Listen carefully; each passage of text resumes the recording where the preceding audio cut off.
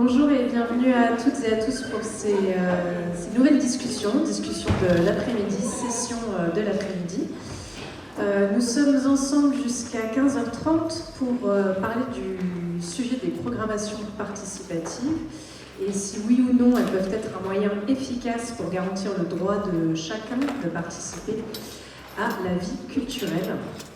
Je m'appelle Alexia Jacques Casanova, je suis consultante auprès d'institutions culturelles sur la conception et l'animation de démarches participatives et je suis également productrice et réalisatrice d'un podcast sur les arts en commun qui s'appelle C'est pas commun. Et c'est un grand plaisir pour moi d'animer aujourd'hui cette table ronde, ce panel en tout cas.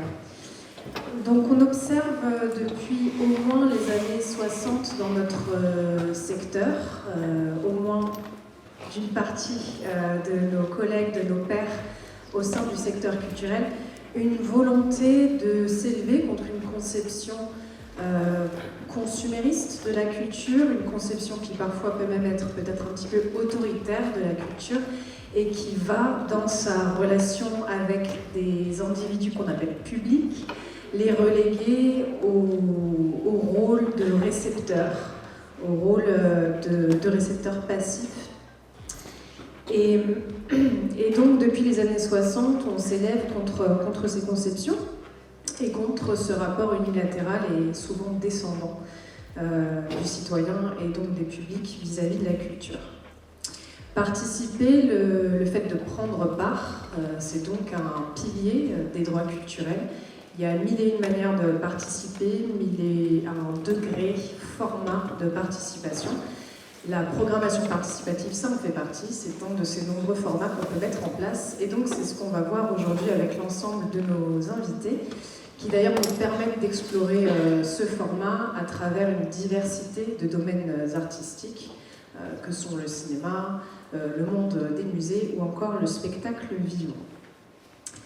Voilà. Donc, pour commencer les présentations, j'ai à ma droite Alizé Sizomba, qui est chargée du développement des publics à Chaillot, Théâtre National de la Danse. Pour l'accompagner, Élie Silva, qui est donc directrice de l'accueil et de l'hospitalité, également à Chaillot. C'est un titre assez rare et original, un intitulé de poste assez rare. Ensuite, à sa droite, Aurélien Gabory, qui est donc responsable des collections Afrique au musée du Quai Branly Jacques Chirac et également responsable du pavillon des sessions au Louvre. Ensuite, nous accueillons Dorian Périgois, étudiant en Master 1 didactique de l'image à l'Université Sorbonne Nouvelle Paris 3, également assistant communication et événementiel chez Dulac Cinéma. Et enfin, membre du dispositif dont nous parlerons aujourd'hui, dispositif de programmation participative qui est porté par les cinémas indépendants parisiens. Et pour finir, Pauline Vallée, également cinéma indépendant parisien et qui là-bas occupe le poste de responsable de la communication des publics 15-25 ans et des publics solidaires. Pour commencer donc ce panel, je souhaiterais que vous nous présentiez les différents dispositifs de programmation participative que vous portez, notamment d'où est venue l'idée, quelle est la genèse de chacun de ces projets, qui y participe concrètement, comment, à quelle fréquence, et ainsi de suite. Je vous propose qu'on commence peut-être avec les cinémas indépendants parisiens. Pauline, pour démarrer.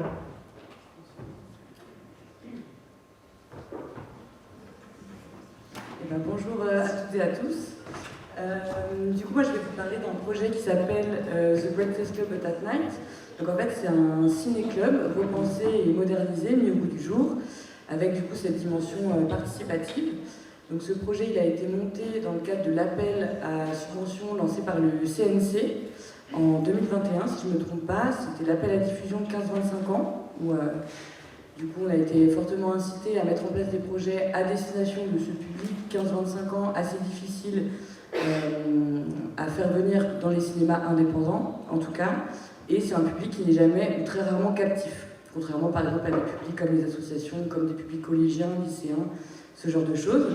Donc à partir de là, la déléguée générale Amandine Larue et Alix Ménard, qui travaillaient pour le réseau Étoile Cinéma et qui maintenant travaillent pour le GECIF, Elles ont monté un projet en pensant la dimension participative, justement. Donc l'idée, c'était de proposer un ciné-club, qui est un format qui est quand même déjà très connu de tous et toutes, mais d'y ajouter une nouvelle dimension.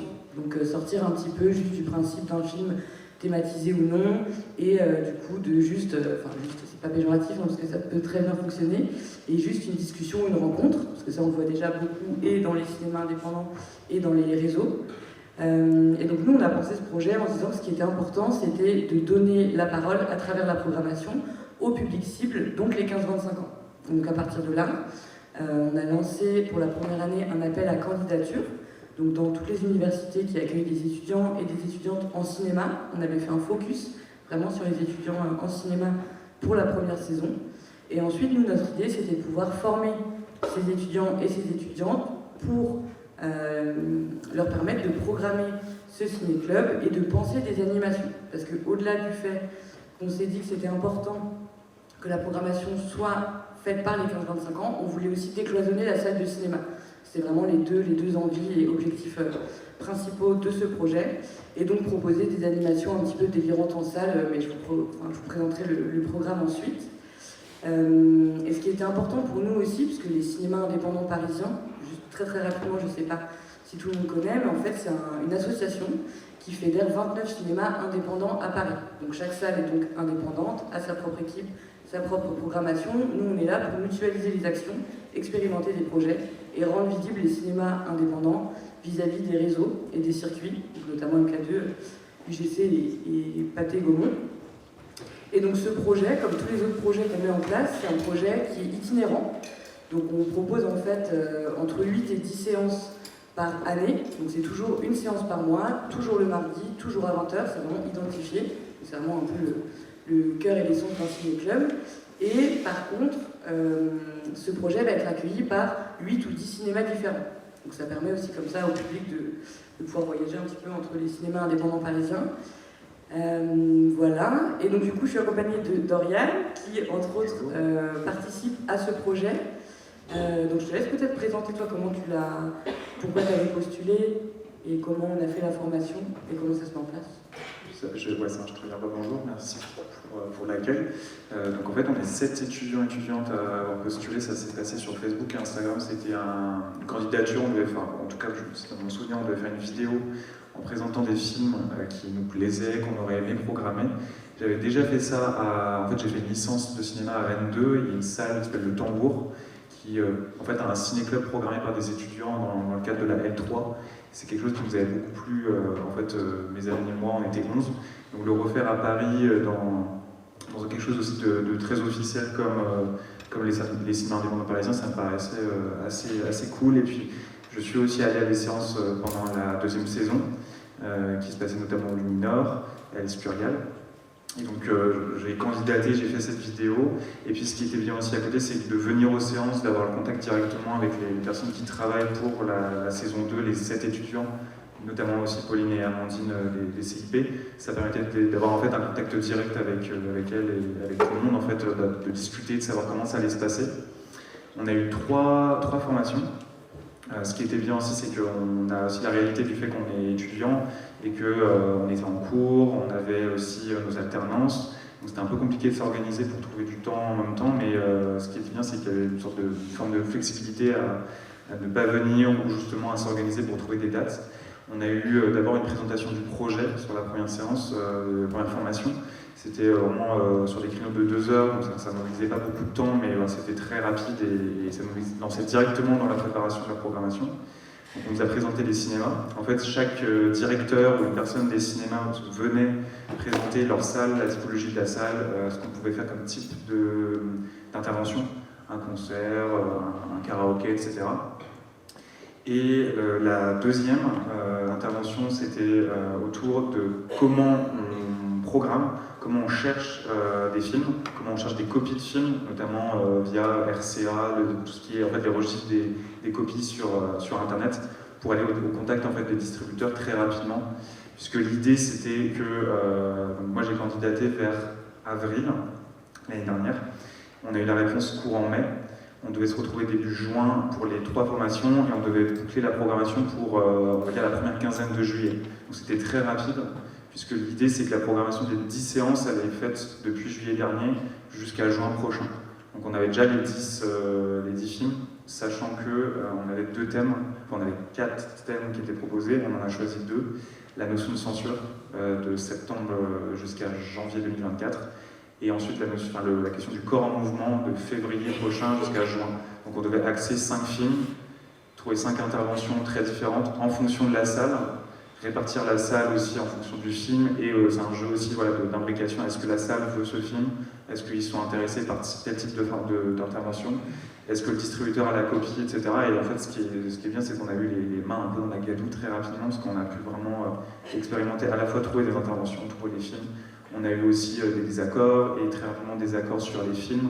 Tout le monde s'est contenté en fait très rapidement. Et justement, le troisième temps qu'on a eu, la troisième formation, entre guillemets, le temps de formation qu'on a eu, c'était justement de présenter les films qu'on avait présélectionnés aux salles.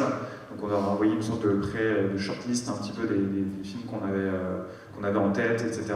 Et l'idée c'était vraiment d'aller le plus rapidement possible sur la recherche de copies, d'être le plus proactif, etc. Et en fait, plus tôt on était prêt, mieux on pouvait en fait envoyer tout ça à Pauline et au CIP pour la communication et aussi pour nous, on va dire, se décharger avant l'été. Voilà. Merci. Aurélien Gabory, est-ce que vous voulez à votre tour nous présenter votre dispositif? Oui, merci. Je vais essayer de faire ça rapidement aussi. Et pour que ce soit un peu moins abstrait, j'ai apporté quelques photos de l'exposition qui s'est tenue en 2022 sur les chefferies du Cameroun, qui s'appelait Sur la route des chefferies du Cameroun. Donc c'est quand même un projet qui s'inscrit dans une vision à très long terme du musée, puisque la première exposition participative, c'était au fait sur les Maoris en 2011, il y en a une autre avec les communautés Kanak en 2013, avec les îles Marquises en 2016 et enfin avec le Cameroun en 2022. Et actuellement, on a encore 2 projets en cours, avec le projet Croyant, donc Amérique du Nord, avec des communautés d'Amérique du Nord autochtones qui sont intéressés par les collections très anciennes qui sont préservées au musée du Quai Branly Jacques Chirac, des collections qui datent du XVIIIe siècle, et bien sûr d'autres plus récentes. Et puis on a aussi un projet qui s'appelle Savoir, sur les savoirs autochtones des Wayana et des Arala de Amérique, de la région d'Amazonie. Moi je vais me focaliser sur l'expérience des chefferies du Cameroun. Alors on va peut-être voir la diapo suivante. C'est une exposition qui a été élaborée à partir de 2018 et qui a demandé 4 ans de préparation, ce qui est un temps tout à fait normal pour une exposition.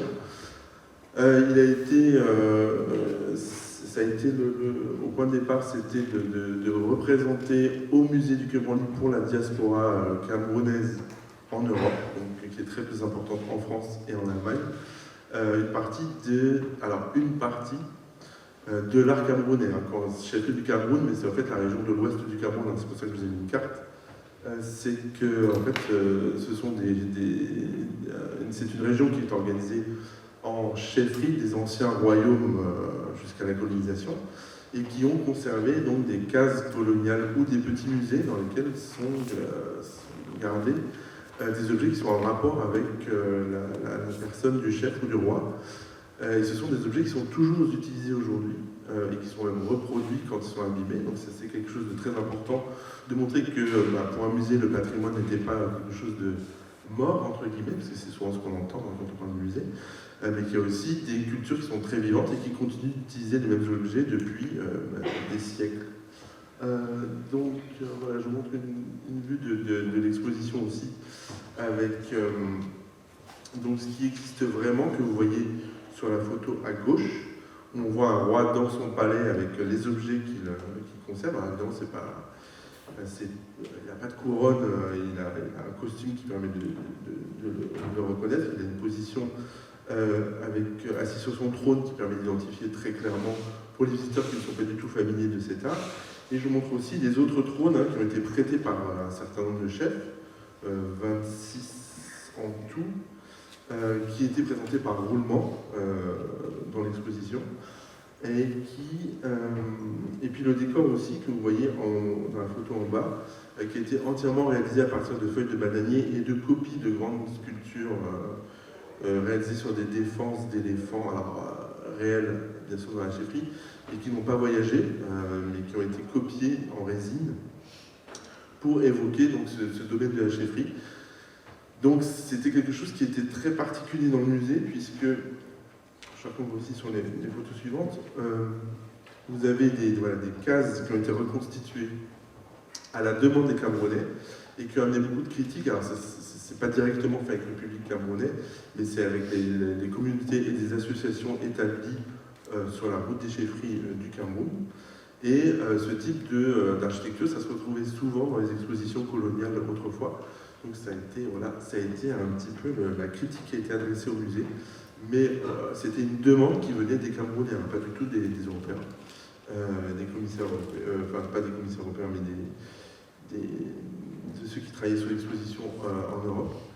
Mais c'était vraiment une demande des communautés pour montrer donc leur architecture, l'art à l'intérieur de l'architecture, et ces objets qu'ils ne considèrent pas comme de l'art, mais comme des pièces qui sont toujours utilisées et qui sont d'une certaine façon chargées en énergie. Ce qui nécessite pour ce type d'exposition de faire une cérémonie pour enlever la charge magique le temps d'exposition et la restituer au retour de l'exposition, parce que tous les objets qui ont été prêtés sont retournés au Cameroun, bien sûr, et de présenter donc, tout cet ensemble culturel, y compris avec des danses et des fêtes avec de la musique, ce qui rappelait évidemment à certains des expositions coloniales, mais ce n'était pas du tout le cas pour cette exposition-là. Vous voyez sur la photo aussi qu'il y avait des œuvres contemporaines, c'était aussi une façon de parler des artistes.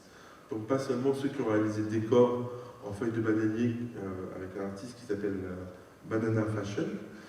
Ici vous avez un artiste qui est très connu pour ces espèces de totems, et il reprend des masques africains et des éléments africains, pas que camerounais, présentes dans des expositions internationales. Donc c'était ça aussi qui était important, c'est de montrer que les Camerounais ne font pas de l'art au Cameroun, même si ce sont des artistes vivants, mais ils participent aussi à des expositions internationales. Et juste pour finir, vous voyez ces deux masques qui sont sur la droite,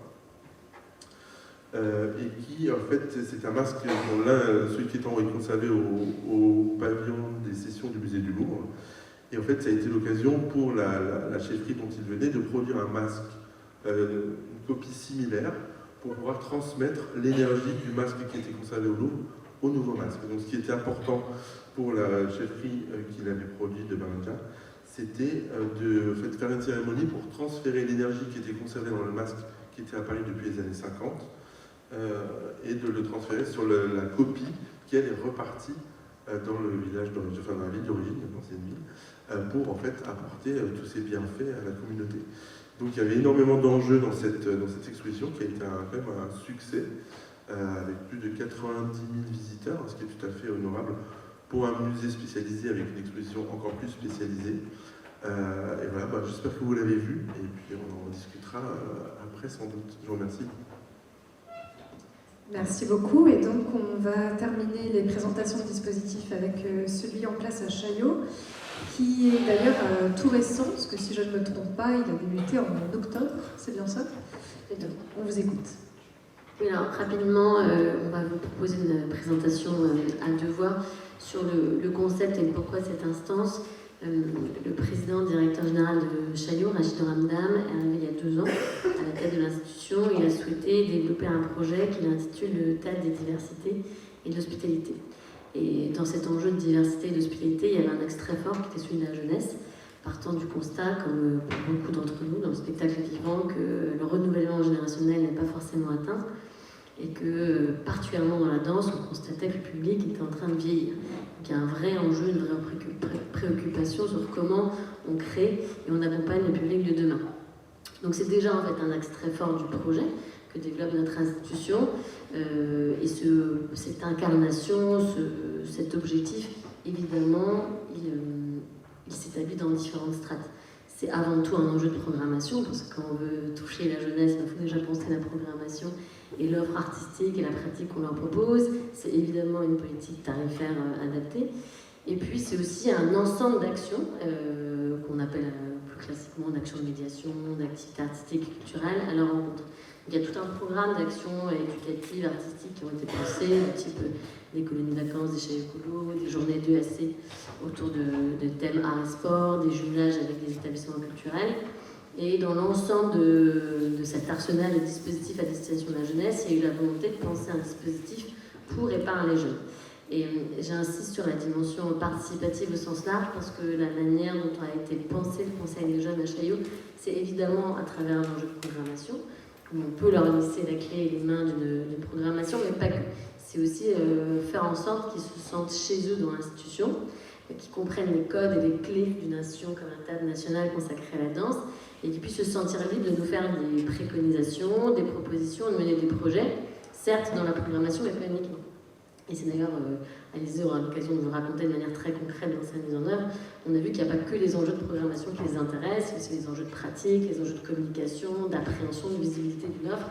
Et d'où nous, notre volonté, c'est de pouvoir être à peu près à tous les rendez-vous. Si on s'aperçoit qu'ils ont envie de nous interroger sur la programmation, qu'ils sont en capacité de les intégrer et d'écouter leurs propositions et de voir comment leur proposition peut exister dans la programmation, mais pas uniquement, parce qu'on est assez persuadé qu'on a aussi besoin, dans la mise en place de ces instances participatives, d'un regard critique. C'est ce qui est très délicat, parce que chaque jeune a évidemment un avis, une envie, un désir vis-à-vis d'une institution, mais entre le moment où il émet et le moment où les personnes qui sont responsabilisées dans l'institution peuvent les comprendre, les écouter, les mettre en œuvre, il y a souvent des gaps. Donc la dimension participative, elle est très large, et elle va évidemment dans la programmation, mais de manière beaucoup plus globale, dans la manière dont on a toujours une intention et un soin constant à travers cette jeunesse qu'on écoute et qu'on accueille chez nous. Voilà, ça, c'était l'ambition. Évidemment, c'est tout récent, donc je vais laisser la parole à Alizée qui pourra vous dire comment concrètement on l'a pensé, on l'a mis en œuvre ces derniers mois. Oui, alors bonjour à toutes et à tous. Le Conseil des jeunes, c'est un projet très très récent qui vient d'être lancé donc, le 20 octobre dernier. Donc nous, ça faisait déjà un moment qu'on réfléchissait justement à comment faire participer la jeunesse, comment la représenter à Chaillot, comment faire en sorte qu'elle se sente entendue, écoutée, qu'elle puisse porter sa voix. Donc ça, c'est des éléments très importants pour nous. Et donc on a interrogé évidemment beaucoup de nos homologues, notamment dans les théâtres nationaux, qui mènent des actions similaires. Je pense notamment à la Théâtre de la Colline, à la Comédie Française, mais différemment. Et puis aussi et surtout avec la MC 93. Et nous, on a voulu aller aussi en ce sens et intégrer un petit groupe de jeunes au sein de Chaillot pendant une saison, qui nous accompagnerait pendant toute une saison. Et donc, on a lancé un recrutement parmi nos fichiers publics de jeunes spectateurs à Chaillot, mais également parmi moi, mes relais jeunesse à la ville de Paris, dans les conservatoires, les écoles de danse, parmi mes relais étudiants. Et donc, on a voulu constituer ce groupe de jeunes de 18 à 25 ans, donc des jeunes majeurs. Et donc on leur a soumis un appel à candidature où on leur posait 3 questions, à savoir eux, ce qu'ils aimaient un peu dans la vie, quelles étaient leurs passions, leurs aspirations, leurs envies. Une deuxième question sur Chaillot, pourquoi rejoindre Chaillot et ce Conseil des jeunes. Et la troisième question, qu'est-ce que vous auriez envie de voir à Chaillot, de mettre en œuvre à Chaillot, quel serait le projet rêvé que vous souhaiteriez développer pour Chaillot, en tant que vous, jeunes, et pour les publics jeunes aussi. Donc voilà, c'est un appel à la candidature qui a duré environ un mois. On a reçu 200 candidatures. Et pour les départager, on a réfléchi à plusieurs moyens et on a opté pour un tirage au sort pour rester ce qu'on a pensé être le plus juste et équitable. Et donc on a tiré au sort 30 jeunes qui sont aujourd'hui 29. Et donc on les a conviés pour une soirée de lancement le 20 octobre dernier. On a commencé par notre cœur de métier, c'est la danse.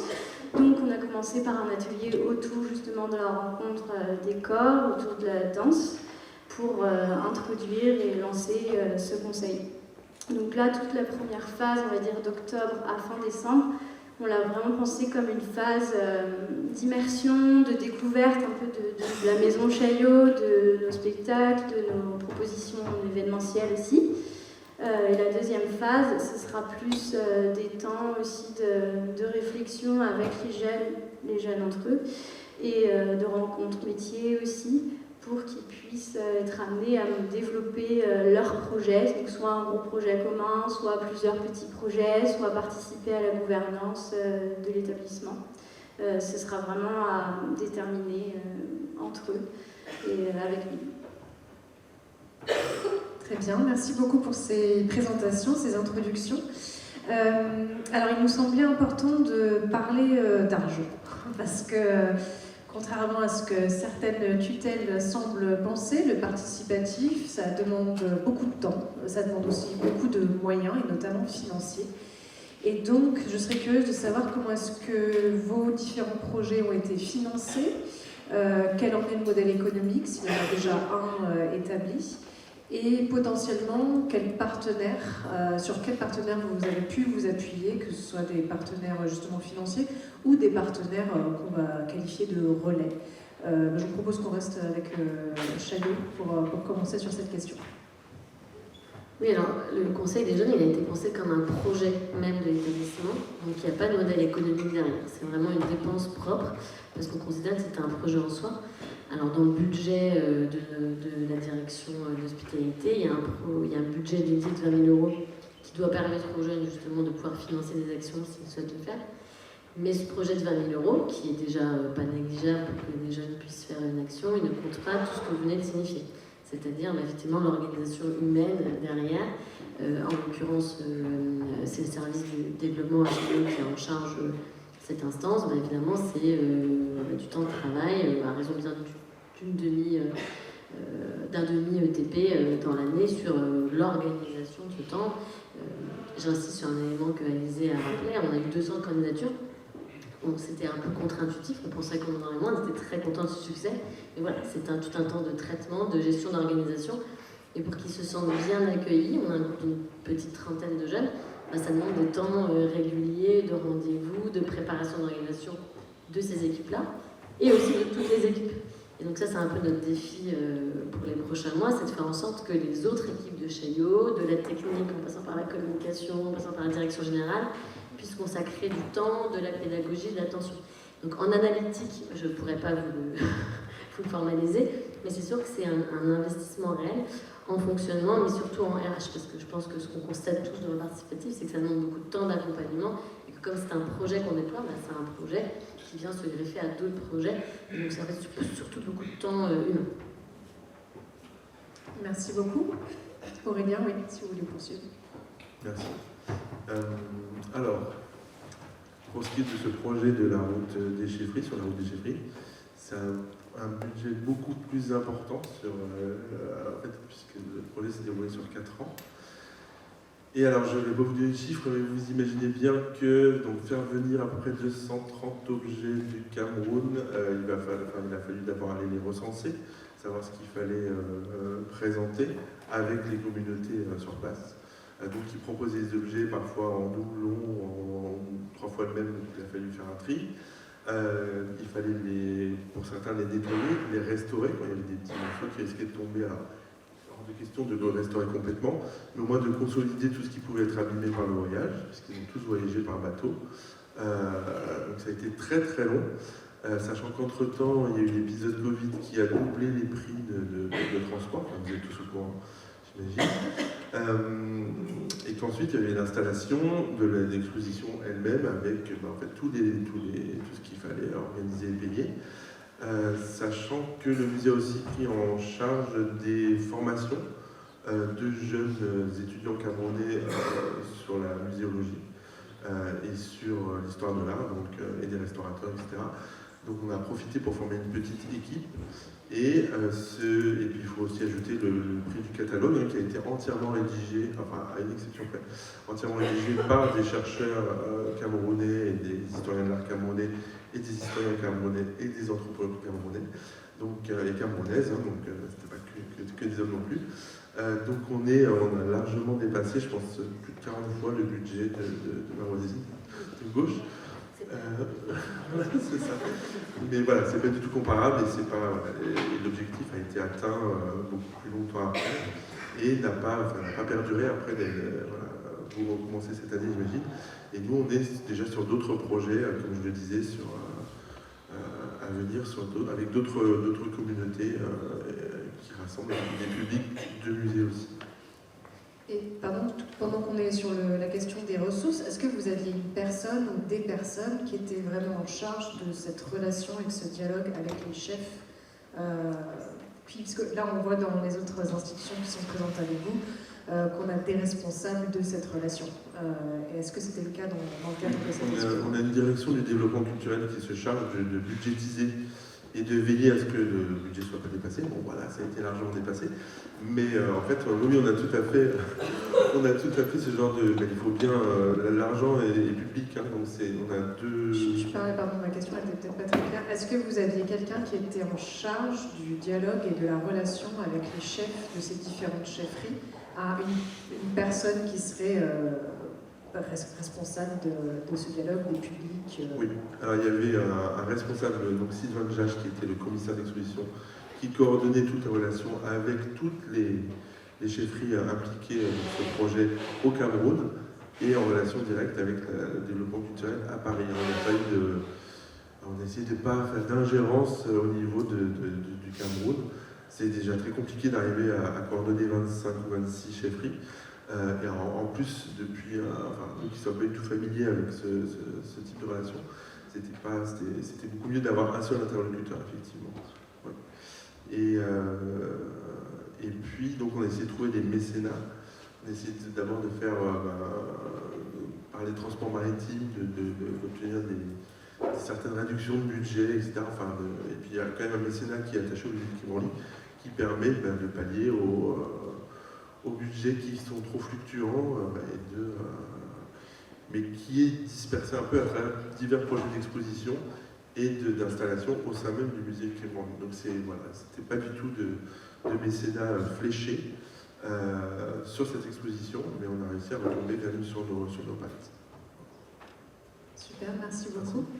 Et pour les cinémas indépendants parisiens, sur cette question donc, du financement, des partenariats nous, c'est un peu différent du coup des deux autres projets, parce qu'en fait, comme je le disais, on a répondu à l'appel à subvention du CNC, et donc on a bénéficié d'une subvention de 80 000 € étalée sur 3 ans. Et donc cette subvention, elle a permis notamment de financer le poste que j'occupe actuellement. Ça, du coup, c'était nécessaire d'avoir quelqu'un pour coordonner et le projet du Breakfast Club, qui est mis en valeur aujourd'hui parce que projet participatif, et un second projet qui s'appelle l'Open Screen Club, qui est une déclinaison en fait du principe de l'open mic de la scène ouverte au cinéma. Mais là, c'est pas dans ce cadre-là, mais voilà, cette subvention a été fléchée pour ces deux projets, pour mettre en place 2 saisons. Donc finalement, on s'est rendu compte qu'on avait un budget quand même assez conséquent et suffisant finalement pour mener à bien ces 2 saisons. Mais du coup, nous, on a déjà pensé à un modèle économique, puisqu'en fait, on a lancé la 3e saison de ces 2 projets. Donc pour le Breakfast Club, on a dû revoir à la baisse le budget alloué aux animations, parce que c'est ce que je disais, et Dorian également. Ce qui est très important sur ce projet, c'est les animations, et donc on a proposé aussi bien des séances en odorama que des shows drag king, drag queen, des concerts post-punk, dégustation de tisane de chanvre, méditation collective, enfin bref, et un peu tout ça quoi. Et donc je vous laisserai regarder le programme si ça vous intéresse, mais voilà, et donc nous, on a toujours pour principe évidemment de rémunérer nos intervenants et nos intervenantes. Donc on avait un budget alloué pour ça sur les 2 premières saisons, qui a été revu à la baisse évidemment pour la 3e saison qui est en cours. Mais pour autant, on a aussi un modèle économique très pratiqué dans le cinéma, c'est donc la remontée de recettes. Donc finalement, les cinémas qui vont travailler avec nous sur ce projet, parce que c'est participatif, ça je ne l'ai pas dit, c'est quand même super important. Non seulement parce que des étudiants et des étudiantes vont coprogrammer ce ciné-club, mais en fait, ce projet il a aussi été pensé par un certain nombre de salles du réseau. Donc c'est dans ça aussi que c'est collectif et participatif. Et donc les salles, donc moi ça me prend du temps, mais les cinémas aussi, les étudiants aussi. Et donc ça, voilà, c'est pas forcément facile à valoriser en termes financiers. Mais finalement, pour les salles, on a une remontée de recettes, évidemment, sur ces soirées et sur ces films, avec quand même un tarif qui est très préférentiel, puisque sur les 2 premières saisons, c'était 5 € la soirée, ce qui est quand même assez peu cher finalement. Et là, on est passé à 6 €, par exemple, pour la 3e saison, pour justifier justement la fin de cette subvention dans le cadre de ce projet. Mais je pense qu'il y a un petit truc à rajouter, c'est que ça permet aussi, en tant qu'étudiant, malgré que je sois en alternance aussi en cinéma à du Lac, c'est aussi penser à un budget, ce qu'on n'a pas forcément comme habitude de le faire. À Rennes 2, c'est très différent de Paris et aussi du tissu associatif. Pour donner un ordre d'idée, à Rennes 2, il y a à peu près, dans la fac et en plus dans la ville à Rennes, il y a énormément d'associatifs. Enfin, le tissu associatif est extrêmement développé. Et par exemple, à Rennes 2, il y a une centaine d'associations étudiantes. On a des budgets qui sont relativement conséquents pour des associations. Et moi, j'étais président du BDE en cinéma-théâtre pendant 3 ans. Et pendant toute ma licence, on a pu vraiment développer des projets avec le BDE, avec énormément de partenaires à Rennes. Ce qui est beaucoup plus compliqué à la Sorbonne Nouvelle, parce que c'est pas la même chose. En fait, tout simplement, les étudiants sont beaucoup plus indépendants. Il y a tellement de projets en fait participatifs, il y a tellement de projets d'ailleurs en général que disons qu'à Rennes, j'ai senti plus une envie de collectif. À Paris, c'est plus compliqué parce que j'ai l'impression que tout le monde a ses projets, donc mutualiser des étudiants et comment dire, créer une communauté et ramener du monde en table ronde sur des ciné-clubs, etc., c'est beaucoup plus compliqué. Et sur la question du budget, c'est vrai qu'on essaye du coup de prendre conscience très rapidement aussi des animations et de faire attention à ne pas faire trop d'animations coûteuses. En fait, on essaie de jauger aussi. Typiquement, en septembre, on a eu un film de Samuel Fuller, Alice Curial, et l'intervenante est venue vraiment sans être rémunérée. Elle a accepté, enfin voilà, en fait, elle n'a pas demandé à vrai dire, et c'est très transparent sur ça, donc elle est venue à titre gracieux. Et ça s'est très très bien passé. Et sur la séance de novembre, il y a eu une animation mime sonore avant le dictateur de Chaplin. Donc là, c'était un budget qui était forcément plus conséquent, on partait de 0 pour effectivement, là, pour le coup, payer l'intervenante, évidemment. En fait, ça dépend. À chaque fois, en juin, c'est un concert qui est prévu, donc ça coûte vraiment plus cher. Donc en fait, ça va dépendre, et ça va dépendre aussi de la salle de cinéma. On ne peut pas faire la même chose à l'Escurial qu'au Brady, au Balzac, au Lumineur, etc. Et puis en fait, le type de public, je voyais mal, parce que c'est moi qui avais proposé le film de Samuel Fuller, The Naked Kiss, je le voyais mal être diffusé au Lumineur. C'est pas du tout le public qui est beaucoup plus jeune. Alors qu'à l'Escurial, on est au Gobelin, et je savais que c'était un film qui a attiré à la fois des jeunes, parce que j'ai essayé d'en parler à la fac, dans les facultés que je connais, mais c'est surtout un public âgé. Donc en fait, il y a tellement de facteurs qui rentrent en jeu, et dont la question budgétaire, même en tant que programmateur. Et après, peut-être juste pour finir très rapidement, on a aussi, parce que tu parlais de mécénat, donc pour le coup, on n'a pas de mécénat au cinéma indépendant parisien, mais donc du coup, on met en place des échanges de visibilité. Donc c'est ça aussi qui permet en fait de faire rayonner les projets, et donc du coup de dire bah voilà, on va s'associer à telle association étudiante ou telle structure, mettre en place des partenariats, d'autres structures culturelles parisiennes et franciliennes, et de dire bah voilà, nous on peut communiquer sur tel événement qui fait sens par rapport au cinéma indépendant parisien, et en contrepartie finalement vous allez pouvoir communiquer aussi sur nos soirées. Donc ça c'est pas quantifiable, mais c'est quand même extrêmement important, et c'est finalement gratuit, donc du coup ça arrange un peu tout le monde, mais je pense que c'est important de le relever quand même, parce que pour nous c'est aussi beaucoup comme ça que ça fonctionne en fait.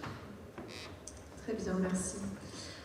Donc les démarches collaboratives et participatives, elles ouvrent beaucoup d'opportunités, mais elles posent aussi pas mal de défis. Il y a des choses qui émergent, des difficultés peut-être supplémentaires qui émergent que quand on est dans un système assez traditionnel avec un décideur, notamment pour le cas d'une programmation.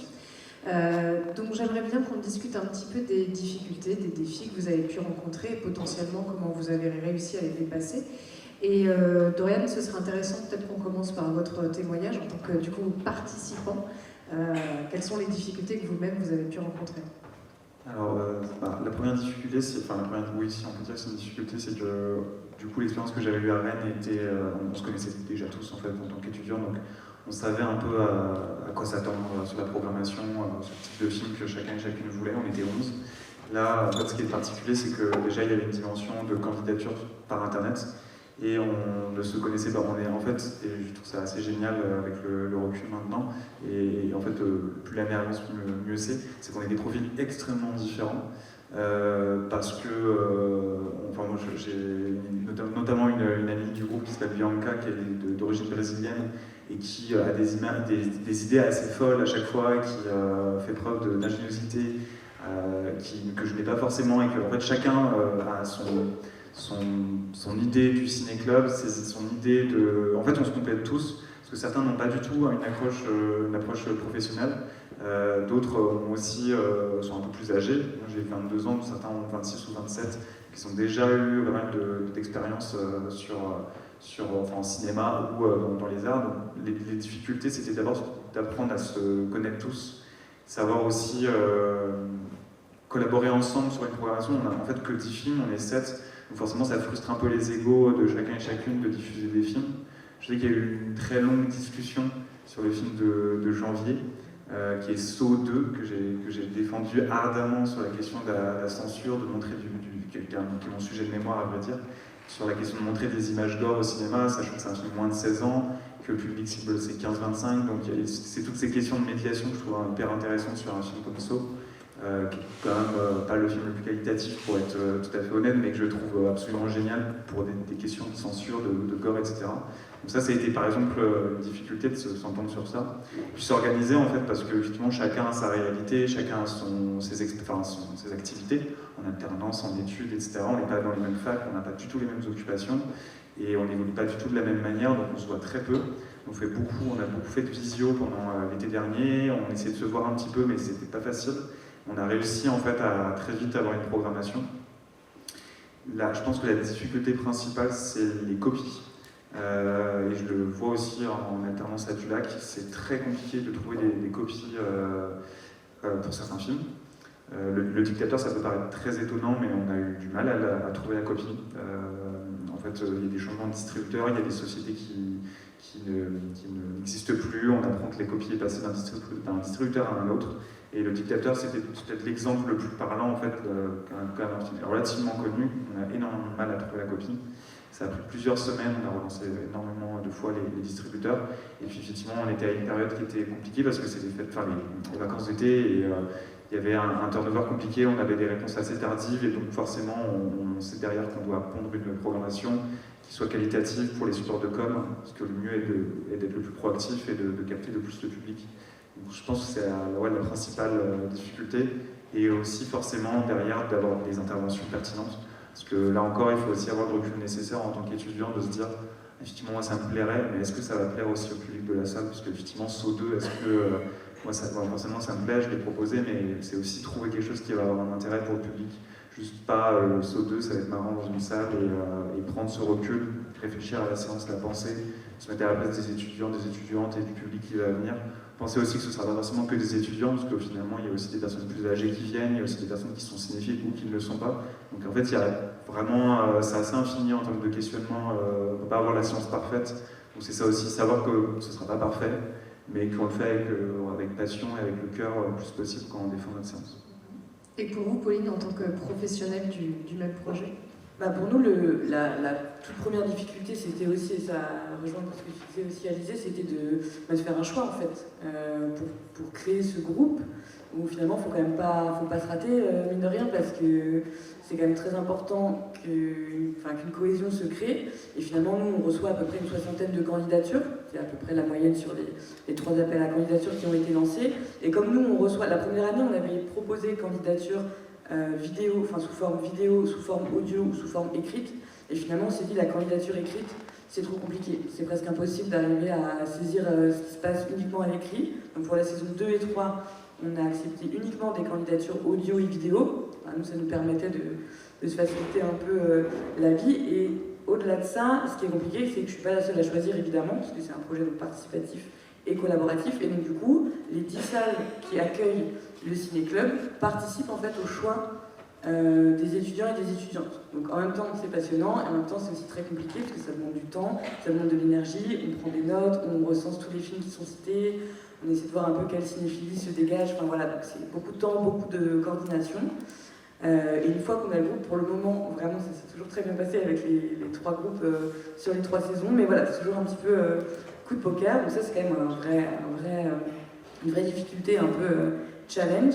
Et ensuite, ce qui est quand même compliqué, c'est de faire en sorte que le groupe d'étudiants et d'étudiantes reste mobilisé sur l'année, puisqu'en fait c'est quand même un projet vraiment sur le long terme, parce qu'on les mobilise énormément, comme Dorian le disait, en juin et en juillet avant l'été, mais ensuite il y a quand même une séance par mois, et cette séance, il faut la penser, il faut l'organiser, il faut communiquer dessus. Enfin voilà, nous, on est là pour coordonner, on fait aussi beaucoup de communication, mais le groupe a une page Instagram, une page Facebook, va aller faire toute la diffusion de la communication print, parce qu'on a des affiches, des cartes postales, enfin voilà, il faut coordonner tout ce petit monde, il faut coordonner les salles, ça c'est notre travail, c'est normal, mais voilà, il faut faire en sorte que le cinéma qui accueille sa soirée reste attentif ensuite au fil de la saison. De pouvoir faire de retours, de proposer de nouvelles idées, ce genre de choses. Et vraie difficulté, qui est finalement plus un challenge qu'autre chose, c'est de fidéliser le public. Parce qu'en fait, on se rend compte que notamment sur ce projet, ça fonctionne très bien, mais c'est parce que c'est aussi la 3e saison qu'en fait, on a réussi à créer un noyau vraiment de public, de fidèles, qui va venir et revenir. Et pour le coup, nous, on a eu, grâce à la subvention, la possibilité de mettre en place une étude, peut-être qu'on en parlera plus tard, pour analyser en fait la typologie des publics. On se rend compte que les gens qui viennent à ces séances-là ont envie de revenir, et donc elles reviennent, en plus ça va permettre de découvrir les salles du réseau, et au-delà de ça, on se rend compte que c'est quand même un public vraiment très jeune. Enfin, ça a fonctionné dans ce cadre-là, puisqu'en fait, le public de ces soirées, il est quand même composé à 50% de 15-25 ans, et si on étend un petit peu jusqu'aux 35 ans, 25-34 ans, ce qui reste quand même un public assez jeune pour nous en tout cas, ça représente 3/4 du public. Voilà, donc on s'est dit, voilà, on a fait face à quelques difficultés, quelques challenges, mais finalement, ça fonctionne bien, mais pas de vraies difficultés, je dirais, enfin là, avec 3 ans déjà de recul, c'est plus des challenges, et pas de vrais gros problèmes où on s'est dit, là, il y a quelque chose qui ne marche pas, ou qui a été mal pensé, quoi. Et pour vous, Aurélien, dans cette muséo collaborative et participative, quels sont les défis principaux qui se posent? Alors les défis et les difficultés, les difficultés qu'on a rencontrées, c'était évidemment d'arriver à coordonner tout le monde, ça c'est pas pour tout le monde, mais surtout ce qu'on avait sous-estimé, c'était l'espèce de rivalité qu'il y a entre chaque chefferie. Alors nous on a essayé de traiter tout le monde équitablement, et apparemment c'est ce qu'il ne fallait pas faire, parce que certains ont expliqué que les chefferies plus importantes ne devaient pas être traitées comme les chefferies les moins importantes. Donc une fois qu'on a compris ça, ça a été, mais ça a été un peu long. Et puis en fait, il y avait aussi d'autres choses qui ont été compliquées, c'est que nous, on a un rapport au patrimoine de musée qui est différent des musées du Cameroun. Et donc, par exemple, quand on touchait certains objets, il fallait ensuite faire un rituel de purification parce qu'on avait été peut-être contaminé par l'objet, que les restauratrices, qui étaient toutes des femmes, n'avaient pas le droit de toucher certains objets parce qu'elles étaient des femmes. Il a fallu faire appel à des restaurateurs extérieurs masculins. Enfin, des tas de petites choses qu'il fallait ajuster, mais qui ont pris du temps. Et puis, c'était aussi cette vision du patrimoine hors vitrine, qui nous fait tous très peur, en tout cas nous en France, avec des gens qui peuvent attraper les objets et les abîmer. Alors que pour le Camerounais, c'était beaucoup plus relax. Il disait que c'était un patrimoine vivant, entre guillemets, et qu'il ne fallait surtout pas le mettre sous cloche. Il fallait vraiment le laisser le public s'approcher. Alors tous les objets avaient été déchargés de leur puissance pour cette exposition, comme je l'ai dit. Et au final, j'espère qu'on a répondu aux attentes du public. En tout cas, le public qui était visé, c'était la diaspora camerounaise, comme je vous l'ai dit. Ils étaient plutôt satisfaits, alors qu'une grande part des visiteurs de musées classiques disaient que ça ressemblait un peu trop à Disneyland, tous ces décors, ces animations, etc. Et ils ne retrouvaient pas les chefs-d'œuvre qui sont déjà exposés dans des musées à Berlin, à Zurich, à Paris. Ils ne retrouvaient pas les chefs-d'œuvre qu'ils s'attendaient à voir, et ils trouvaient des pièces peut-être plus actuelles, qui étaient toujours en cours d'usage, mais qui ne correspondaient pas à l'idée qui se faisait de l'art du Cameroun. Et c'est toujours le problème de est-ce qu'on donne à voir aux visiteurs ce qu'il aime ou ce qu'il pourrait apprécier, voilà, et qui ne connaît pas forcément. Et on est toujours dans cette démarche, heureusement, encore une fois. Merci. Et donc pour vous à Chaillot, même si le projet est assez récent, quels sont peut-être déjà les contours des défis qui se dessinent? Nous, la difficulté, ça va être est-ce qu'on va réussir, oui, certes, à maintenir l'engagement sur toute la saison, l'engagement de la majorité du groupe. Ils sont 29. Moi, ce que je constate actuellement, en fait, on a 2 rendez-vous mensuels avec les jeunes, 2 rendez-vous collectifs où je leur demande d'être au maximum présents. Et en fait, je constate qu'ils sont au rendez-vous et ils sont très demandeurs, donc ça fait plaisir. Ils attendent encore plus. Je leur laisse aussi la possibilité de venir en dehors de ces temps collectifs, parce que du coup, quand ils viennent au spectacle, nous, on leur offre une place. Et s'ils souhaitent venir en dehors de ces temps, ils peuvent aussi bénéficier d'invitations. Voilà. Donc, ils sont plusieurs à me solliciter pour ça. Donc, moi, je passe un grand temps à coordonner, à créer une relation avec eux. Et je vois depuis le début, en fait, ils sont très curieux, ils sont très sociables aussi, les uns avec les autres. Enfin, il y a des petits groupes qui se dessinent, mais en même temps, ils font une cohésion commune de ce grand groupe de 29. Et ils sont vraiment en attente aussi de mieux cerner leur rôle au sein de ce projet, au sein de cette maison. Donc ça va être tout l'enjeu des rendez-vous de janvier. Mais non, là, vraiment, actuellement, ce que je constate, c'est que ça semble bien se passer. J'espère que ça va perdurer de cette manière-là. Oui, juste un complément, c'est vrai qu'on trouve tout cet enjeu de fidélisation, de cohésion de groupe et de fidélisation sur la durée, parce que nous, on a un engagement de la part des jeunes. Mais il y a aussi un défi pour nous en tant que structure dans ce projet qui est notre capacité à transmettre les clés de compréhension d'une institution et d'une programmation. C'est-à-dire que c'est quelque chose de dire à quelqu'un, vous pouvez adresser une critique, une proposition, mais pour que celle-ci soit renseignée et qu'elle arrive de manière juste, c'est aussi à nous de faire un travail de pédagogie internationale comme le cadre de Chaillot. C'est des contraintes juridiques, statutaires, budgétaires, architecturales très fortes. Et pour qu'une proposition fasse écho de manière juste, il faut les renseigner sur tout ça, sur quelles sont nos missions de service public en tant qu'État national, sur quel est notre budget, sur quelles sont nos marges de manœuvre vis-à-vis des artistes en résidence. Donc c'est tout un environnement très complexe que vous tous, en tant que, pour ceux qui sont étudiants aujourd'hui, vous allez appréhender dans vos premières expériences professionnelles. Et bien ces jeunes-là, il faut arriver à leur donner plein de clés dans un temps très réduit. Et sinon, on sait que si on n'y arrive pas, c'est tout le travail fait qu'Alizée avec ses collègues, on sait que si on n'y arrive pas, le risque c'est que leurs propositions paraissent à côté ou ne soient pas reçues ou mises en œuvre et de créer ce temps de frustration. Donc nous, on a un défi de pédagogie d'accompagnement qui est très fort. Et on a un deuxième défi aussi, c'est la mixité sociologique des publics qu'on accueille, parce qu'on était très heureux des candidatures. Et ça montrait le lien déjà très fort entre Chaillot et l'institution, parce qu'on a sollicité notre base de données. Et c'est vrai qu'il y a un grand fichier Genève, de jeunes gens qui sont déjà venus à Chaillot, ou qui sont en lien avec nous sur les réseaux sociaux, etc., ou par nos partenaires étudiants. Mais on constate quand même que ceux qui ont candidaté, pour une grande majorité d'entre eux, ont déjà un lien avec la pratique artistique, avec la danse, avec la métier. Et en plus de notre objectif de renouvellement générationnel, on aimerait aussi arriver à s'adresser à toutes les jeunesses. Et c'est aussi un vrai défi parce que aujourd'hui, ceux qui vont nous faire des propositions, pour certains, sont déjà venus à Chaillot.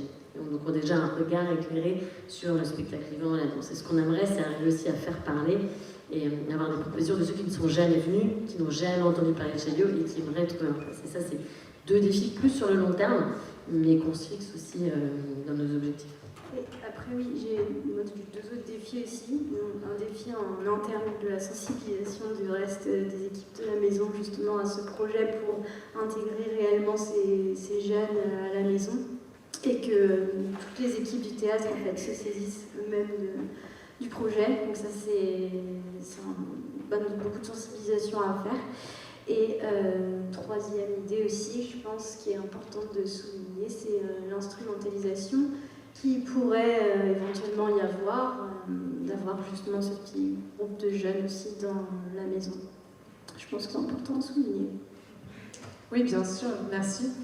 Et donc d'ailleurs, vous avez devancé ma dernière question, qui était une double question, avant de passer la parole au public.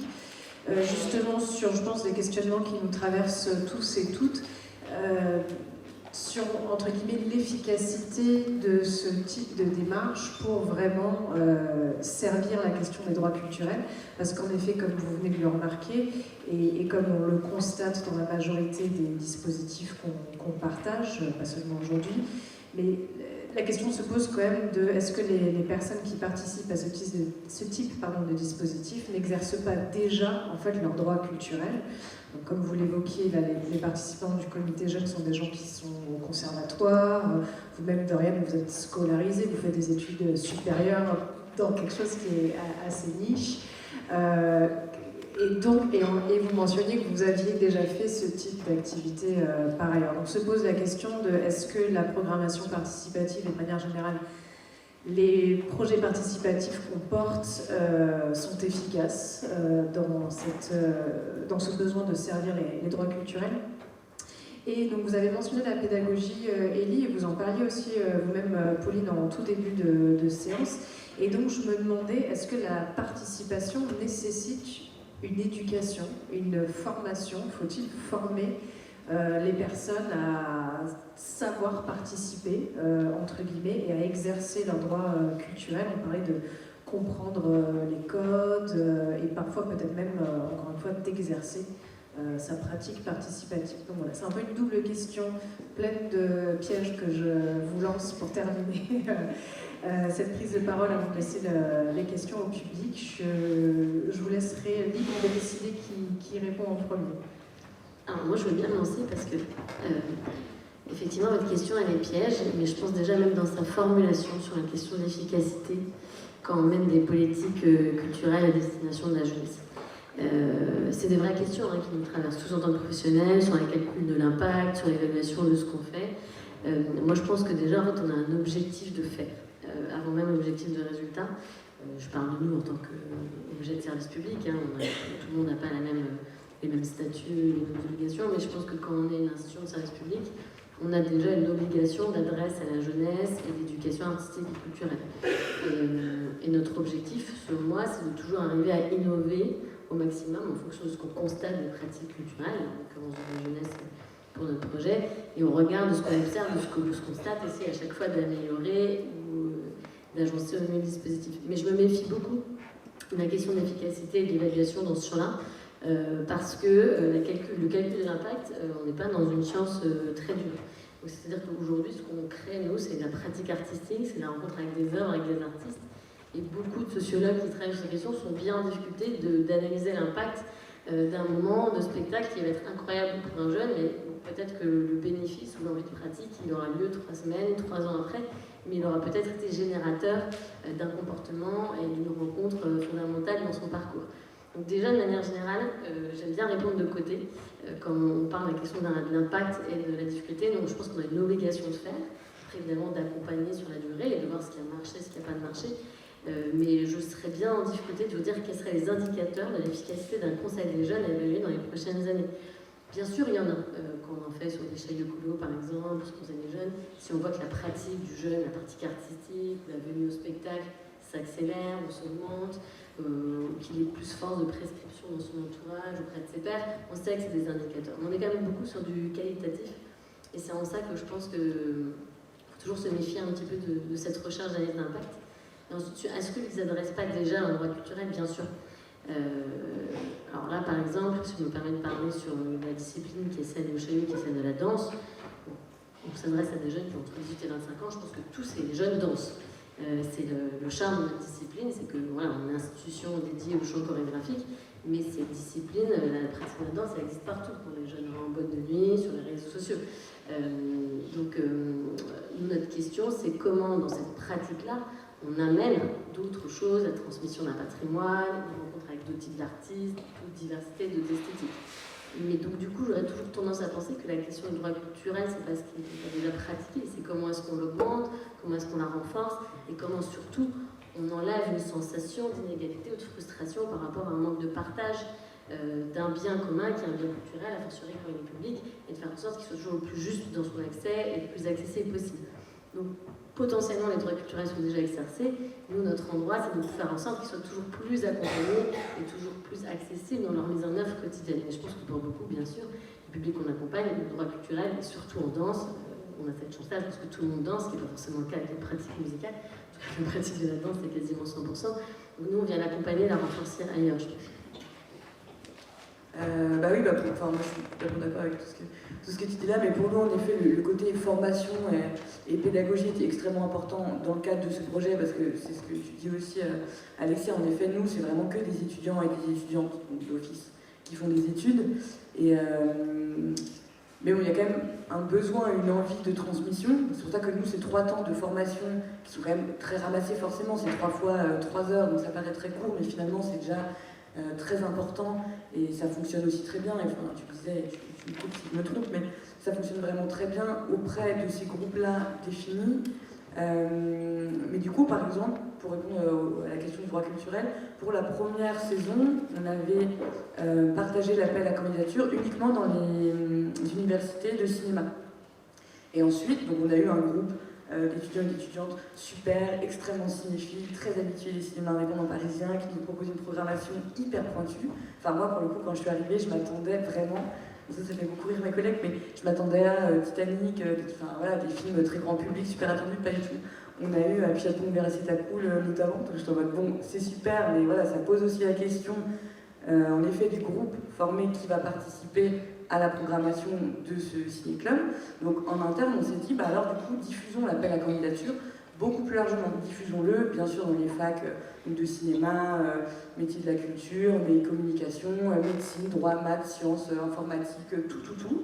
Et là, en fait, on a été confrontés à une difficulté que je n'ai pas évoquée tout à l'heure, c'est qu'en fait, quand j'ai contacté notamment la fac de médecine et la fac de droit, j'ai eu une réponse me disant « Bonjour, vous vous êtes trompé du FR, nous on est la fac de droit, ou alors nous on est la fac de médecine, mais du coup on vous renvoie vers l'UFR de cinéma. » Et donc j'ai dit « Ah bah non, je me suis pas trompée, c'est une volonté de notre part, etc. » Et j'ai plus jamais eu de retour.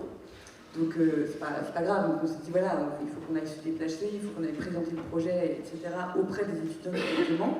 Mais on s'est rendu compte l'année dernière, mine de rien, on avait quand même sur 7 étudiants et étudiantes, il y en avait 3 qui n'étaient pas en cinéma.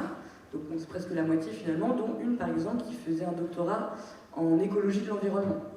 Donc rien à voir, mais qui du coup est extrêmement cinéphile et qui a apporté un regard complètement différent et qui, elle, justement, a bénéficié de cette formation hyper accélérée de comment on fait en fait pour programmer un film, qu'est-ce que c'est l'industrie cinématographique, qu'est-ce que c'est l'exploitation, parce que ça leur permet aussi de découvrir des métiers très concrets.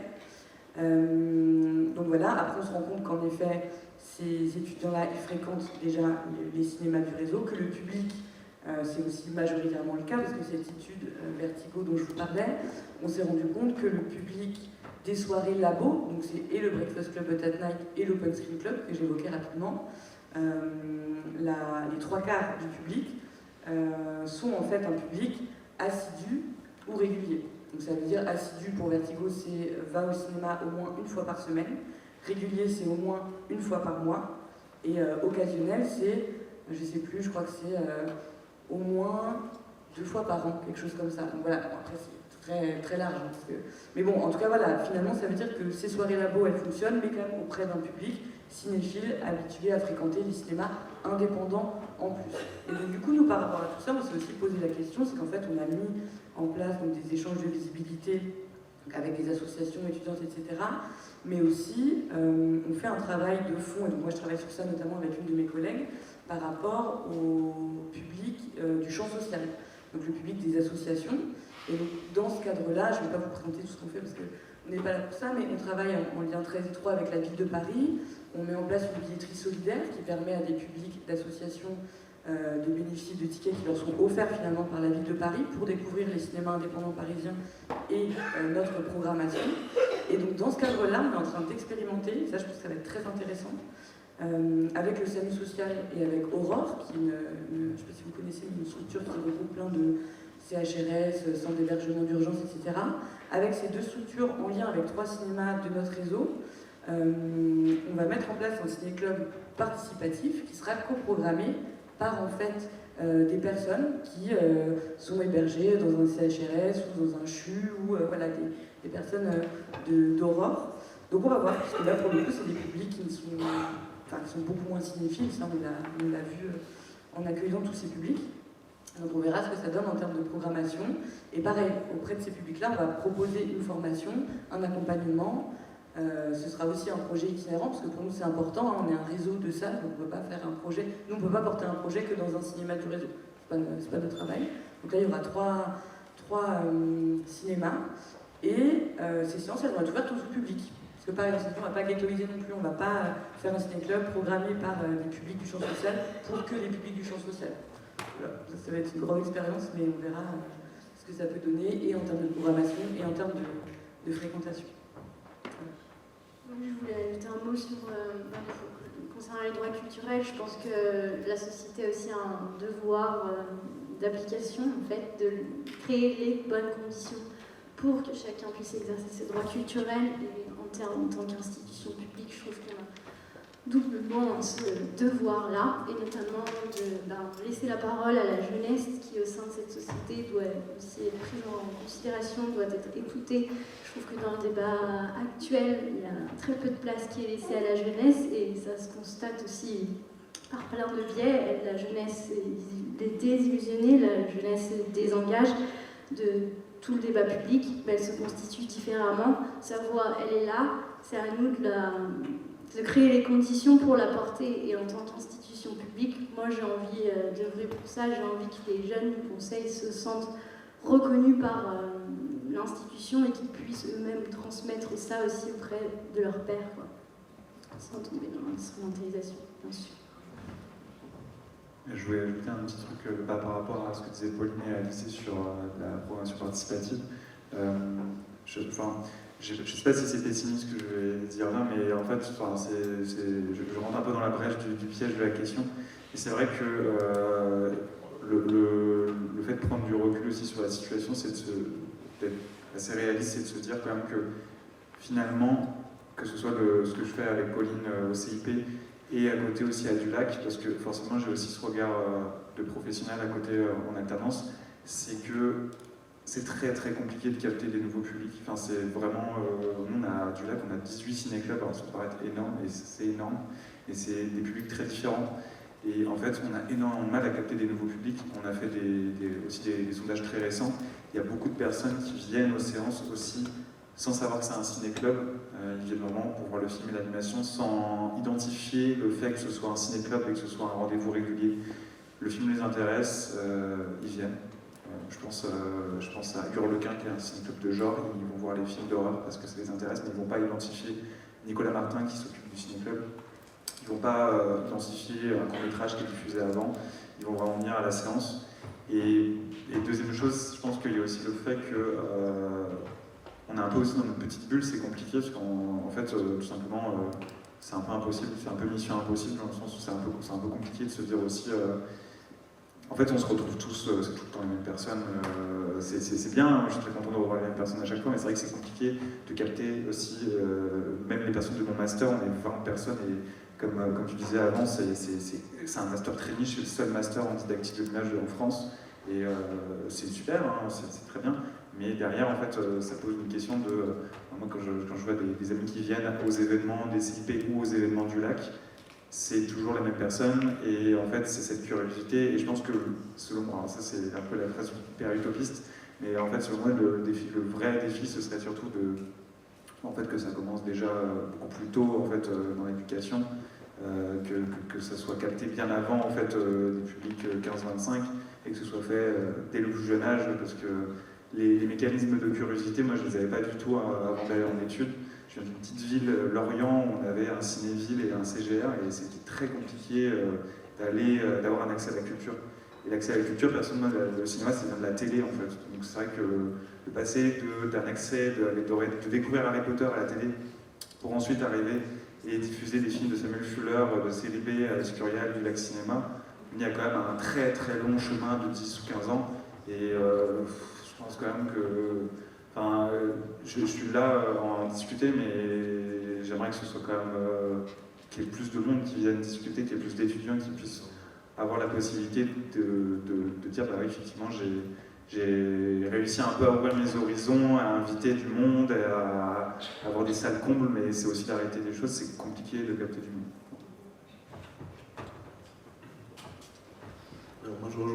dit effectivement entièrement d'accord. En tant qu'institution publique, on a vraiment un devoir envers les visiteurs, le public, tous les publics, de leur apprendre quelque chose, qu'ils retiennent quelque chose après la sortie d'exposition. On ne vise pas effectivement l'impact, on ne vise pas la rentabilité dans un musée, qui est en plus un temps beaucoup plus long que le cinéma ou la danse, et en plus le musée qui est vu comme une pratique élitiste déjà, donc nous aussi on a beaucoup de mal à faire venir de nouveaux visiteurs.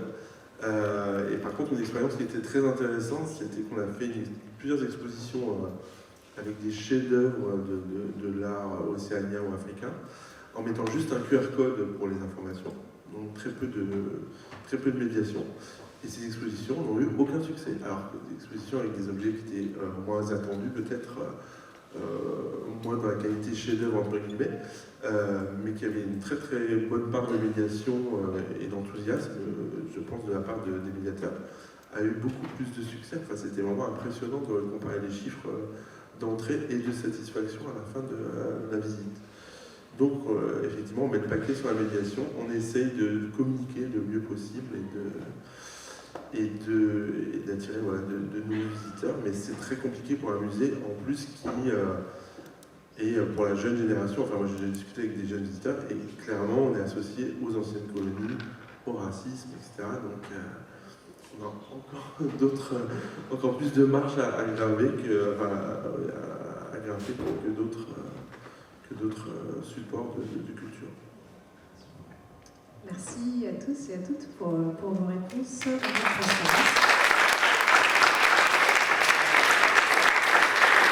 qu'il y a des questions de la part de notre public?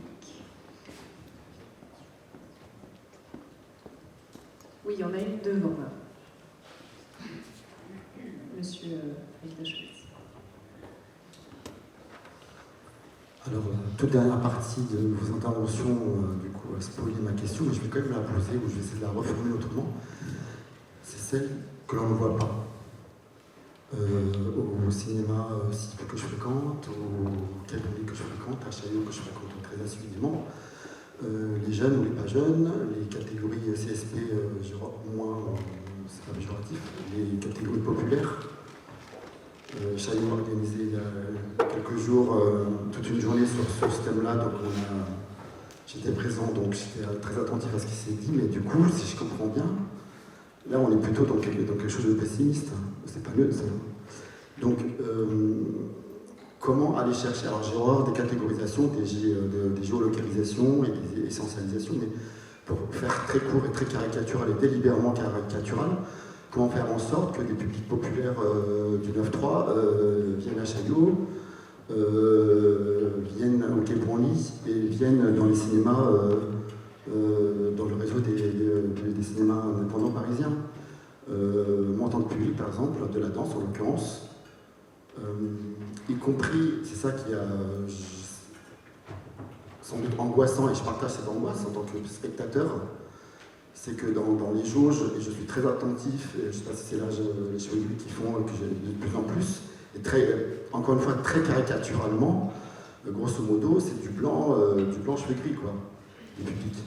Je suis délibérément caricatural, mais c'est pour donner une coloration à la pensée et à ce qui est dit dans la question. Donc, comment faire voilà.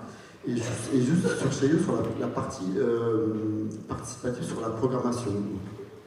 Est-ce que ça veut dire, est-ce que j'ai bien compris ou pas, est-ce que ça veut dire que ce conseil des jeunes, il va avoir la possibilité de programmer donc, à la saison 2024-25, peut-être pas, je pense que c'est déjà ficelé, ou en tout cas 2024-2025, est-ce que ça veut dire que ces jeunes, dans le cadre de ce projet et tout ce qui l'accompagne, est-ce qu'ils vont concrètement avoir la possibilité, en lien j'imagine avec Rachid Ramdan, de programmer des spectacles ou pas, et si oui, sur des créneaux particuliers ou pas, et comment on aiguise leur appétit sur des esthétiques, notamment contemporaines ou très contemporaines, avec lesquelles ils ne sont pas nécessairement habitués, comment est-ce qu'on les guide et comment est-ce qu'on les éduque, j'aime pas trop le terme, 15 guillemets avant, 15 guillemets après, pour qu'ils puissent programmer dans un éventail qui soit le plus vaste possible. Merci. Je propose de commencer sur la programmation à Chaillot sur le Conseil des jeunes. La réponse est oui. Si jamais on n'avait pas été clair dans la présentation, effectivement, dans la gamme de l'éventail des choses qu'on leur propose, il y a la possibilité de programmer. Alors, vous êtes bien avertis parce qu'effectivement, une saison se prépare un petit peu en avant. Donc, pour la saison 24-25, on a quasiment établi la programmation, mais il y a effectivement des créneaux dans notre programmation, notamment certains soirs, qui sont réservés à la programmation partenariale. Et donc, ils auront une marge de manœuvre pour pouvoir, eux, s'ils souhaitent, proposer des artistes. Toutes contraintes intégrées. Par exemple, quand je parlais des contraintes budgétaires, évidemment, quand on programme à Chaillot, un coup plateau, un artiste, c'est un coût. Donc c'est l'ensemble des contraintes qui vont intégrer comme nous, on les intègre dans notre programmation. Mais effectivement, ça fait partie des actions possibles qu'on souhaite mettre en œuvre. Et après, juste pour répondre, puisque effectivement vous étiez présent à Populaire, et c'est un enjeu très important pour nous, parce qu'on est héritier du Théâtre National Populaire, et donc on a une longue histoire par rapport à cet enjeu. Aujourd'hui, on vous présente un dispositif qui est un dispositif participatif, qui est le Conseil des jeunes, mais c'est une brique parmi des centaines de briques de notre action de médiation. Et je pense qu'aujourd'hui, le savoir-faire des institutions publiques qui travaillent avec ce cahier des charges très fort de transmission et de démocratisation culturelle, notre savoir-faire, c'est d'avoir tout un éventail de propositions, de parcours d'éducation artistique et culturelle avec les écoles, avec la communauté éducative, avec les associations, avec le champ social, qu'on ne peut pas vous présenter en détail, mais qui sont aujourd'hui, en fait, à chaque fois, le pendant de notre soutien à la création et à la diffusion. C'est-à-dire qu'aujourd'hui, une grande partie des budgets des institutions culturelles sont consacrés à cet effort de transmission et de partage. Donc, bien sûr, dans notre cahier des charges, il y a le soutien à la création et à la diffusion. Et tout ça se fait toujours avec beaucoup d'actions. Et quand on parle aujourd'hui de tel ou tel type d'action, c'est parce qu'en fait, on essaye de penser à chaque fois des actions plus innovantes, qui sont peut-être plus justes, ou avec un impact justement qui pourrait faire plus sens par rapport aux préoccupations de la société. Mais le Conseil des jeunes, c'est une action, je ne vais pas toutes les citer parce que voilà, chacun en a beaucoup la matière, que ce soit les grands musées nationaux ou les cinémas indépendants. Mais en fait, on additionne des actions qui ont toute vocation à se compléter. Ce qu'on fait avec le public en situation de handicap, qui n'a pas le même accès que le public du champ social, où il y a des enjeux forts de précarité, de difficultés économiques, qu'avec la jeunesse, où on va évidemment travailler plutôt avec la communauté scolaire, ou pour les étudiants, avec tout le champ associatif étudiant, que ce soit les BDE, les BDA, les CROUS, des choses comme ça.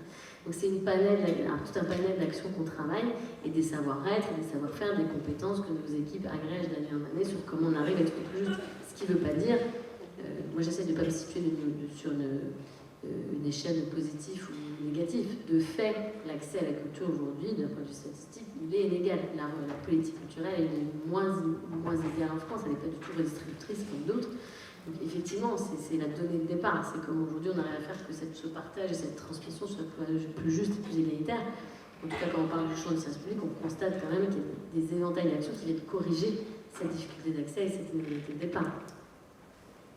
Oui, juste entièrement d'accord, c'est exactement le même système de contacter en fait les responsables du champ social ou d'associations. Je rajouterai juste pour le musée de Quai Branly les diasporas avec lesquels on travaille beaucoup, pour peu qu'elles soient organisées. Par exemple, il y avait une grande exposition sur Madagascar, il y a eu beaucoup de Malgaches qui sont venus, mais on n'a pas eu d'interlocuteur qui fédérait un certain nombre d'associations malgaches, qui a permis de parler directement à ce public. Alors, il y avait quand même énormément de visites qui étaient organisées, y compris en visio, depuis donc, des visites qui étaient organisées le jour de fermeture, avec une caméra et un système en direct pour les étudiants, les écoles à Madagascar. Mais ça, voilà, c'est toujours assez exceptionnel, parce que ça demande quand même une logistique et des moyens très importants. Et par contre, c'est vrai que les diasporas camerounaises ou maliennes sont beaucoup plus organisées et viennent plus régulièrement au musée à travers ces associations, mais très peu spontanément. Effectivement, on a très peu on a des publics captifs, comme vous le disiez, avec les scolaires, mais ils reviennent très peu spontanément au musée, sauf pour quand il y a un musicien qui joue dans l'amphithéâtre ou une série de films qui les intéressent, qui est programmée en fonction aussi des expositions. Et surtout, pour finir, c'est qu'on est bizarrement connecté à l'actualité, alors que le musée est vraiment tellement lent dans son processus qu'on a très peu d'expositions qui sont en rapport avec l'actualité.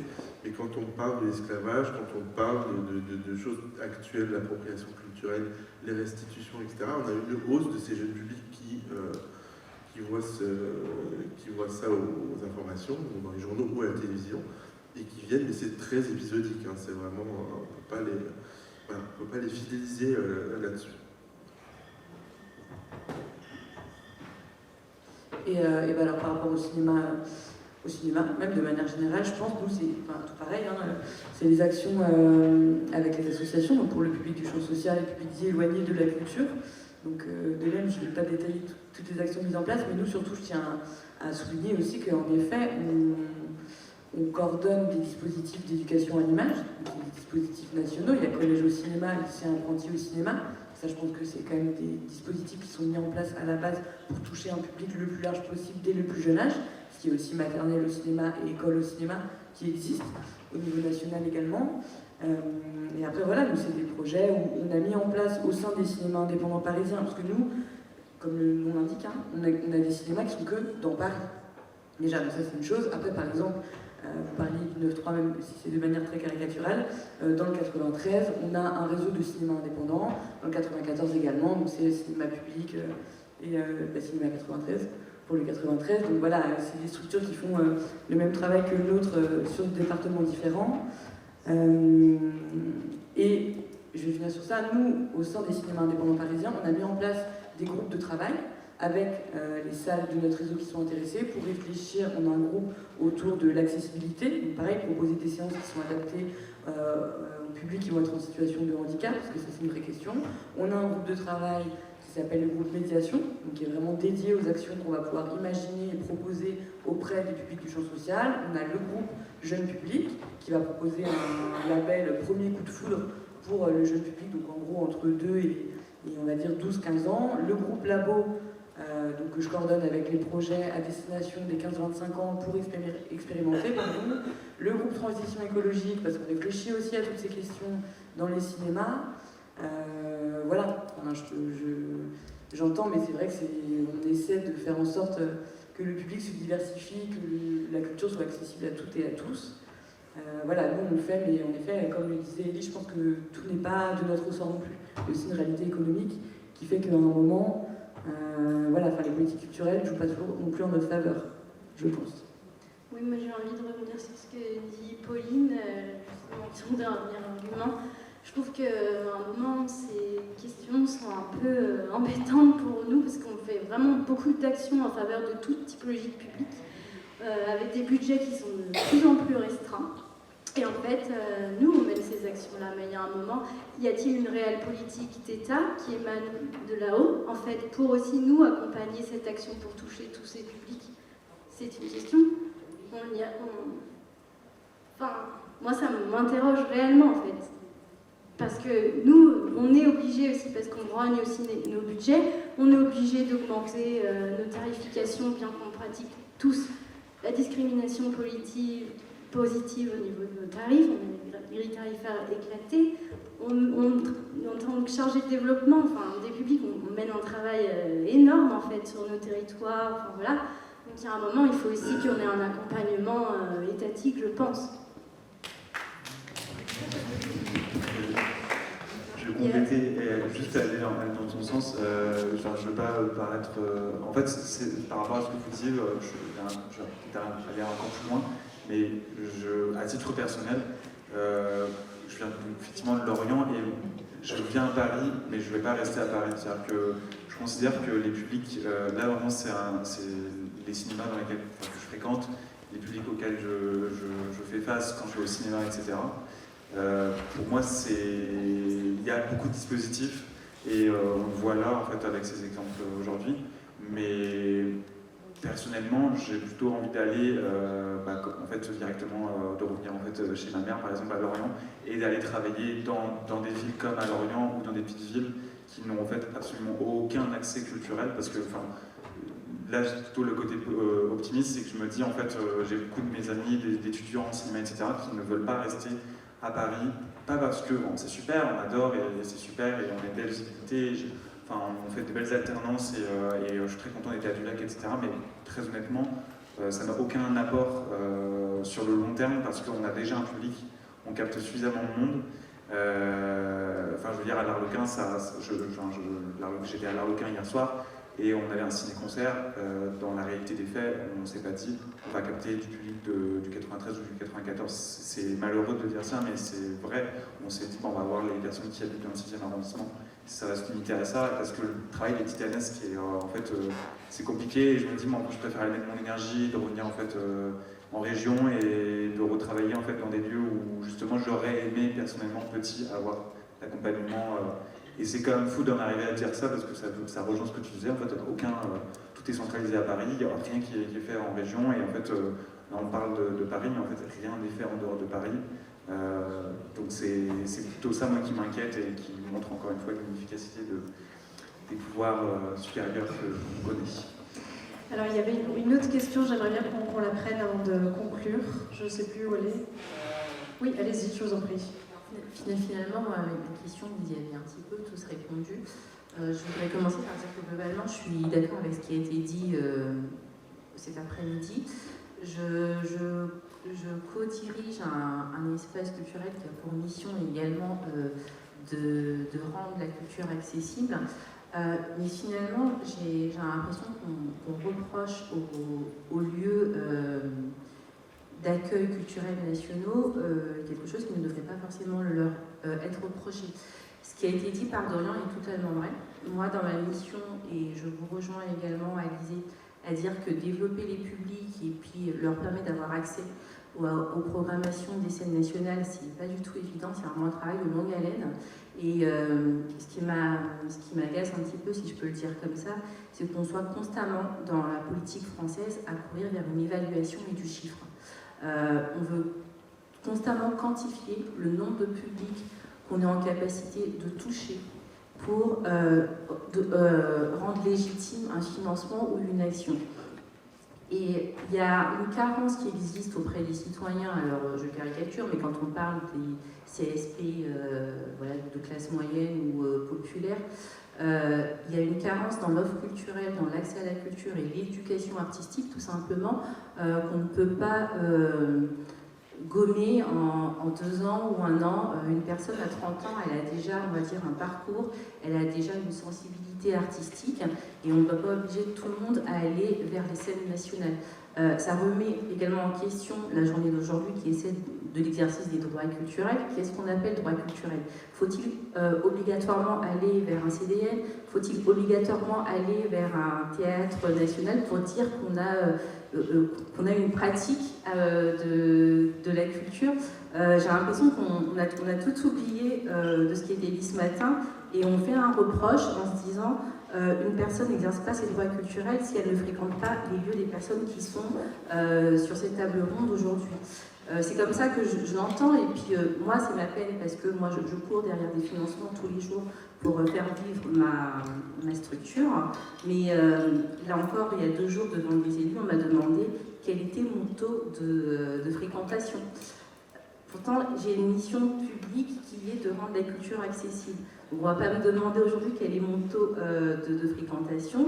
Cela voudrait dire, pour moi, qu'on me demande d'obliger les personnes à venir ou aller voir ce qu'on propose, quelle que soit leur sensibilité artistique et ce qu'ils ont réellement envie de voir. Peut-être que notre programmation n'est pas forcément adaptée aux besoins du moment de ces personnes, ou tout simplement l'éducation n'a pas été instaurée dès le jeune âge. Aujourd'hui, moi dans ma structure, justement, depuis 3 ans, on mise vers le jeune public. Et à 15 ans, c'est trop tard. À 15 ans, alors on peut toujours rattraper, il y a toujours d'autres dispositifs qui permettent, mais il est plus facile aujourd'hui d'accompagner un jeune public à partir de 4 ans ou moins de 4 ans jusqu'à 12 ans, parce que là, il y a une curiosité, il y a une envie, et puis il y a une capacité à saisir à prendre la main, en fait, qu'on tend. Et quand on a déjà 15 ans, je pense que les parcours, les besoins sont déjà éloignés de la proposition culturelle qu'on nous demande de mettre en place.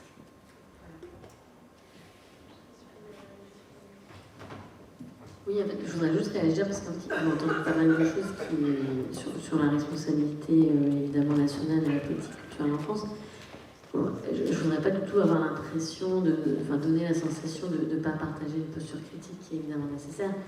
vais quand même rappeler qu'en France, on a un maillage territorial qui est sans commune mesure avec à peu près l'ensemble de nos voisins et qu'il y a quand même une politique de décentralisation en France et de soutien à la création d'établissements culturels qui fait que je pense qu'on ne peut pas complètement dire, il n'y a pas une défaillance de l'État si absolue. Moi, je pense que plutôt le curseur est situé là où vous avez fait votre dernière intervention, c'est-à-dire que souvent dans cette logique de décentralisation, il y avait à mon avis un schéma, un référentiel plus fort qui était celui du soutien à la création, tout simplement, en disant que voilà, on propose des œuvres, on aide les œuvres à être diffusées plus près des territoires. On s'est aperçu qu'en fait, ce premier objectif et ce premier financement public n'était pas atteint s'il n'était pas accompagné d'une politique d'éducation dès le plus jeune âge. Donc, très vite, ça est arrivé l'enjeu de démocratisation culturelle ou après de droits culturels.